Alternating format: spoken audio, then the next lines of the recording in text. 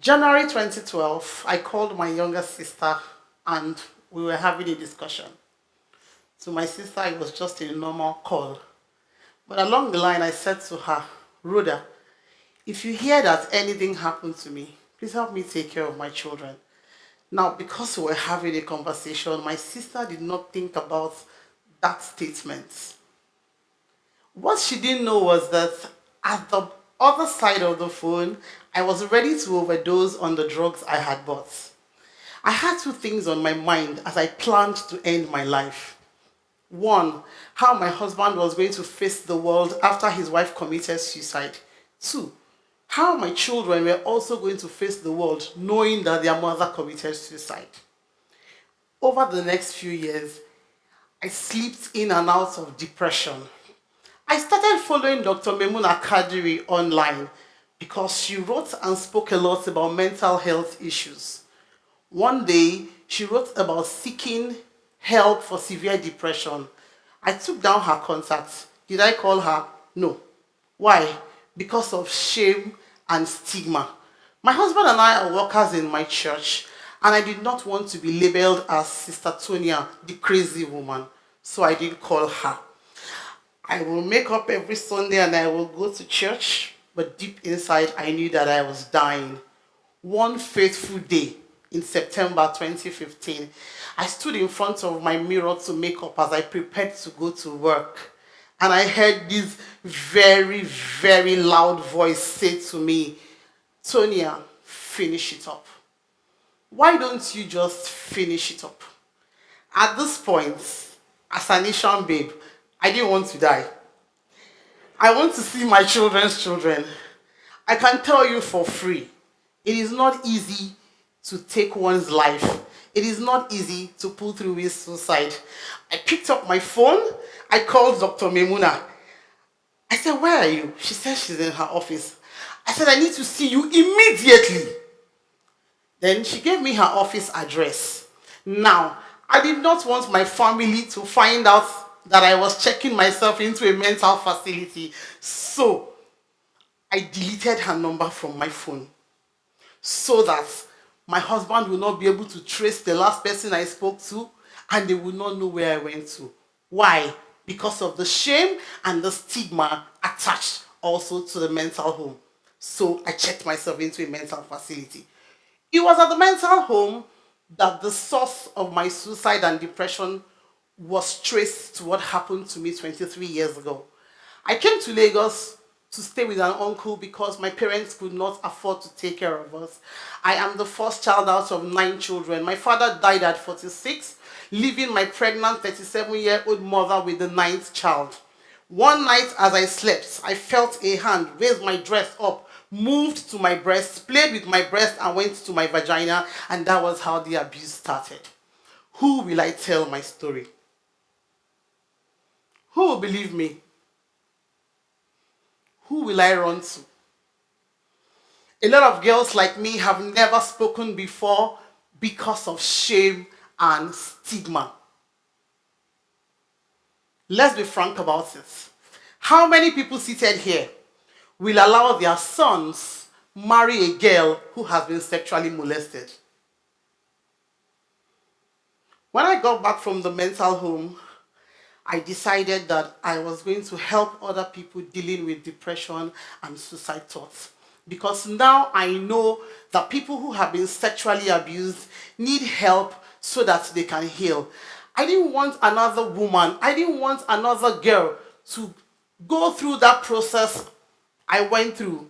Now that I found out that it was easy to heal so that the pain does not destroy us, I decided to set up a support group. The support group holds the last Saturday in the month. We bring in psychologists, therapists, counselors to come talk to us. Sometimes we also bring in survivors who have gone through the process and have healed to come talk to survivors who haven't healed so that they will know that it's better to heal than allow your pain to destroy you. When I was going to start the support group, I didn't think I was going to have any challenge. Now we had challenge of finance. I had to finance it myself. We had the challenge of culture.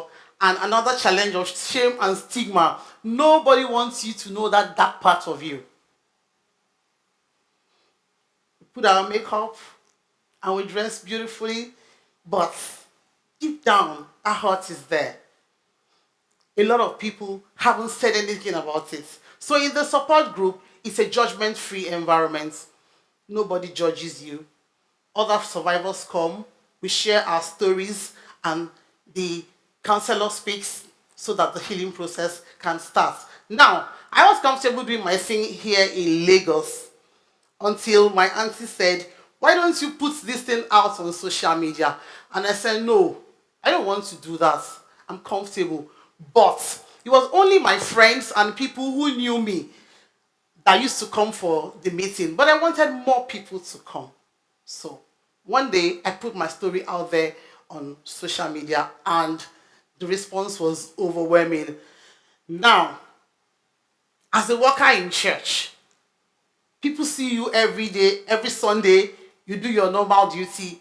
Nobody knows that you hear voices in your house.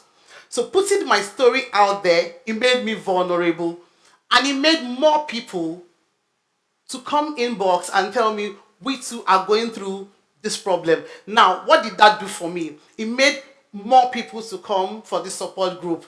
We don't post pictures, we don't do videos, 100% confidentiality is guaranteed. Because the story was now on social media, we now began to get invites to come outside Lagos. As we speak, we're planning our next support group meeting in a village called Okonano in Enugu. Then we're about to go to Abuja again. So when we started going to the rural areas, because we began to get invites outside Lagos, I discovered that the problems in the rural area and the problems in the city, they are the same thing.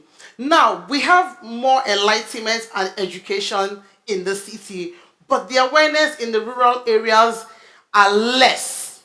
So now we're trying to put up structures so that we can reach out to more people in the villages. In the last support group meeting, we had a girl coming from Cotonou.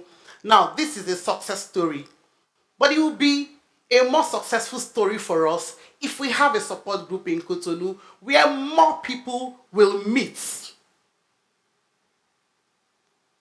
I know that universally the problem with being sexually abused is shame and stigma. So if we have this in other regions where more people can meet and heal, it would really go a long way to help survivors.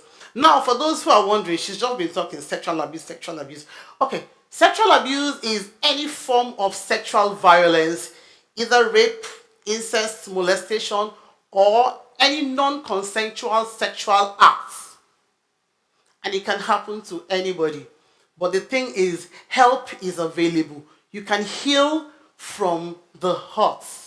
I want you to know that you survived the abuse, you will also survive the recovery. Thank you.